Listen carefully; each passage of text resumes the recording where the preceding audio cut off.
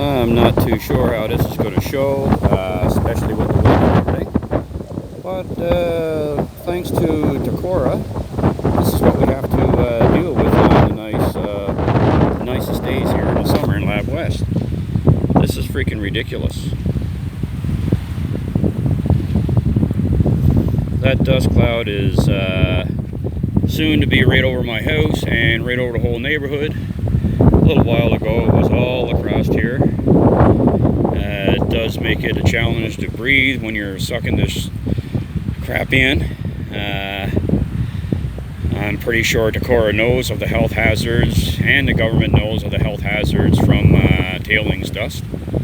Not just to people, but to the environment and everything around us, lakes, streams, rivers, you know, right down to the rabbits and the little shrews that run around.